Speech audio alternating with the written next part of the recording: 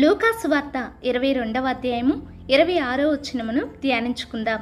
మీలో గొప్పవాడు చిన్నవాని వలెను, అధిపతి పరిచారకుని వలెను ఉండవలెను. దేవుని కుమారుడై ఉండి కూడా సింహాసనమును పరలోకమును విడిచి తన్ను తాను తగ్గించుకుని మనందరినీ ప్రతి పాపము నుండి రక్షించడానికి మన మధ్యలోకి దిగివచ్చాడు ప్రభువైన యేసుక్రీస్తు. ఆయన ఈ భూమి మీద జీవించినంత కాలం మన బలహీనతలను బట్టి భరించలేనన్ని శ్రమలు ఆయనకు కలిగినను, శిరస్సై ఉన్న దేవునికి నిత్యము లోబడుతూ భయభక్తులు కలిగి అన్ని విషయములలో తండ్రికి విధేయుడై ఉన్నాడు.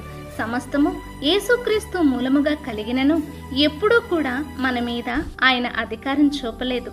మరణమవునంతగా మన కొరకు దేవుని ఎదుట తగ్గించుకొని యజమానుని వలె కాక దాసుని వలె మనకు యేసు పరిచర్య చేశాడు.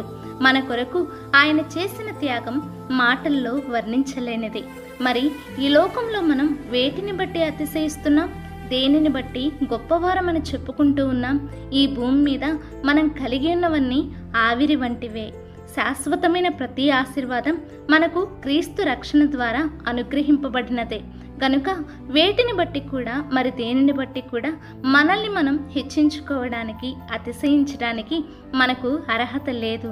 కాబట్టి ఈ భూమి మీద మనం పరదేశులమని ఎరిగి శాశ్వత రాజ్యం కొరకు ఎల్లప్పుడూ అన్ని విషయములలో మనల్ని మనం తగ్గించుకుంటూ దేవుని పరిచారకులముగా మనం నడుచుకుందుము గాక. ఆమేన్.